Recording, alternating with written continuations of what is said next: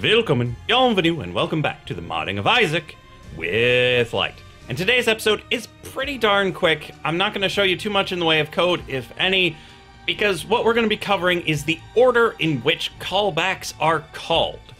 There are certain situations in which it's really important to know what order things happen in, and we know, for example, that new room happens before new level. But there are a lot more callbacks that are called at any given point in time, and so I'm going to demonstrate what happens in the first 2 frames of any run. So, come on over into Isaac, and we start ourselves a new run. I'm going to show you the order in which the callbacks happen when you first start a run. And we're going to kill these flies because they're annoying. So, here we are, listing frame 0 and frame 1.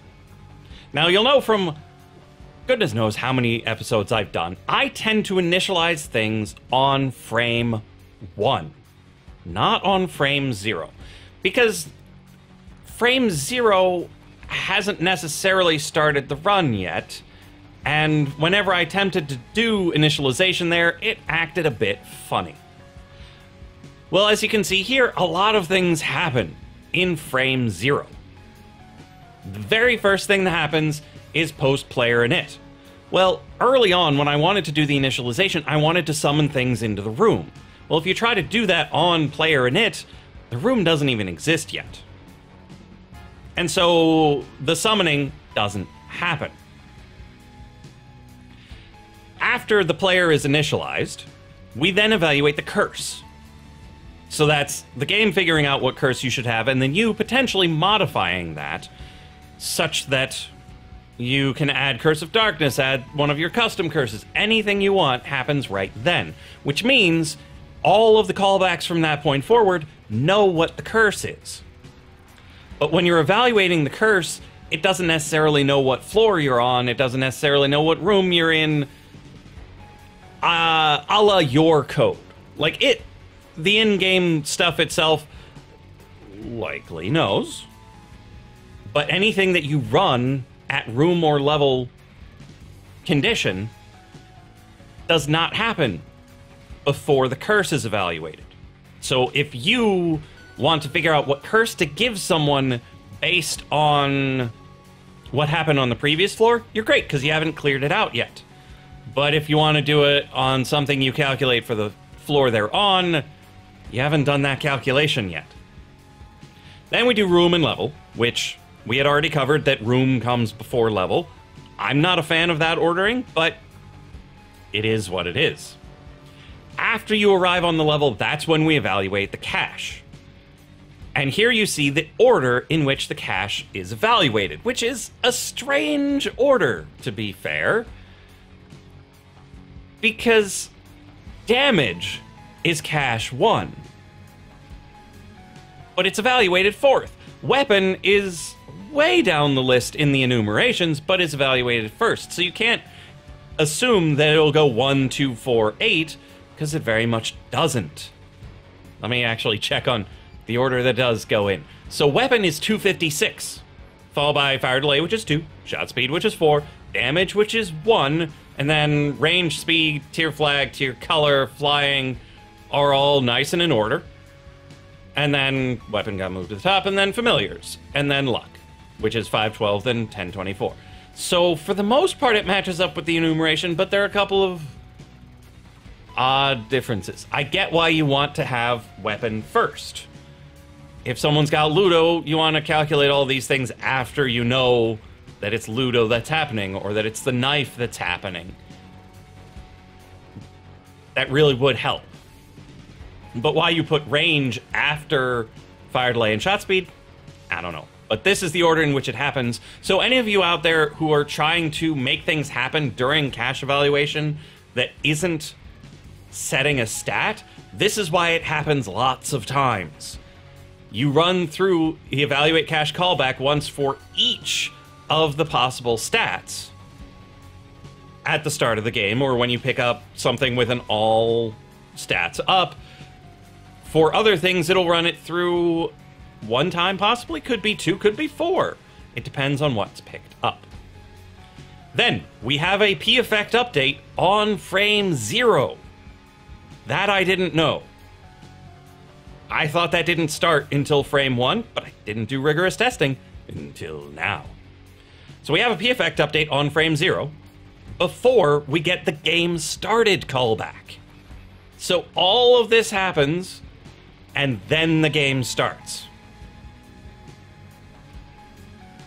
So if you wanted to do some sort of initialization for game started instead of checking frame 1, it'll probably work, but I can't guarantee it'll be able to summon something into the first room.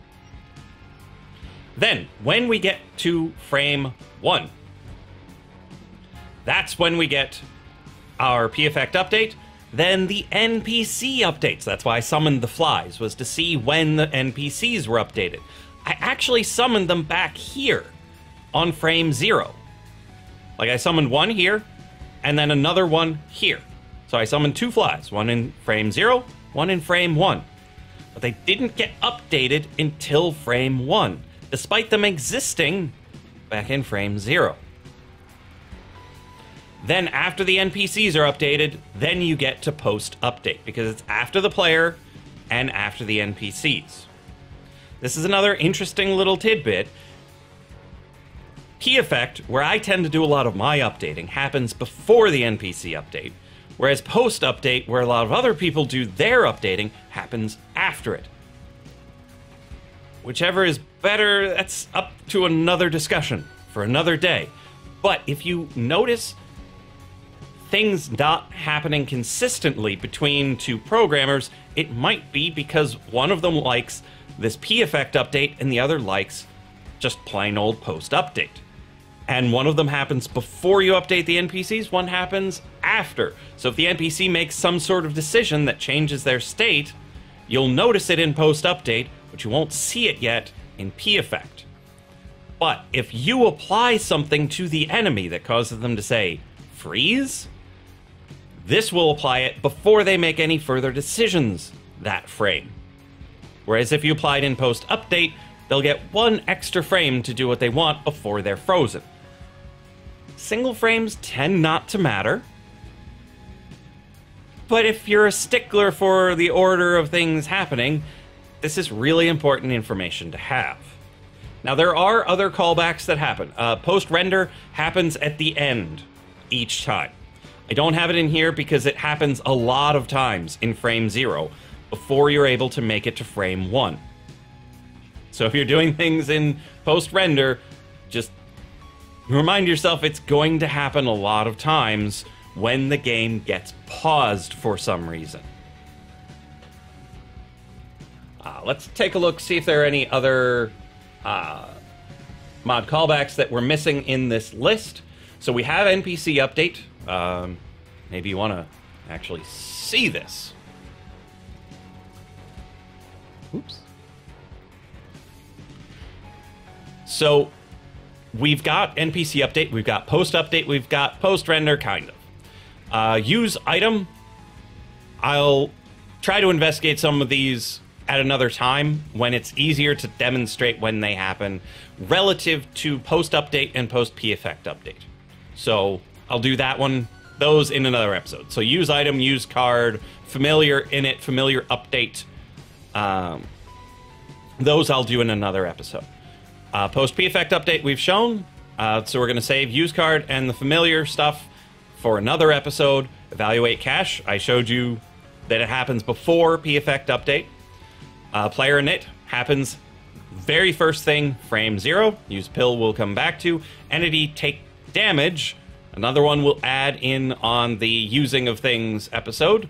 Post curse eval happens after player init, but before the rooms and levels. Input action. Another one we'll check with damage and usage. Level generator isn't working yet, so there's no worries just there. We did game started. We have not done game end or game exit. Those are a little weird to try to capture. But one would expect those to be at the end of the frame. Level, room, good, get card, we'll cover with the others. I just wanted to show you the ones that tend to happen right at the start of the game and consistently from frame to frame. They're not in that weird buffer zone of, oh, have I used it, have I not used it? And a lot of these, whether it happens before your updates or after, not sure how much impact that's going to have, but knowing that it goes room level game started, or more importantly, player init cursival room level game started, that can cause a bit of an issue if you don't have it in the right order. And knowing that you get a P effect before the game starts, it's kind of important as well. You can get some odd sorts of behaviors if you try to assume that the game has started during this frame. But it's a nice short episode this time. Just wanted to get you this list and a couple of the implications of the order in which things happen. That's all I've got for this episode. If you have a request for what you would like to see going forward, we're running a little low on content that needs to be covered in the fundamentals. There are certain things I am waiting on. Without the item pools, like access to the current pool, I'm holding off on demonstrating custom unlocks. Once we have the item pools, I'll be more comfortable demonstrating how to make that happen. But if there's anything else you want to see, shockwaves are still a little bit of a mystery to me. Trying to think if there was anything else that I wasn't sure of that I would like to make an episode on, but just haven't been able to get it nailed down to a degree I would like. But if there's something you would like to see, feel free to leave a comment or head over to the Discord and let me know. I'm working on a new bot that should help us when we start up the From Scratch series, such that you can vote on which of the base items you'd like to see me code, such that you know exactly how to make something like that work, such that when you make your own, it goes nice and smooth. So I'll see you in the next episode of the Modding of Isaac with Lyte.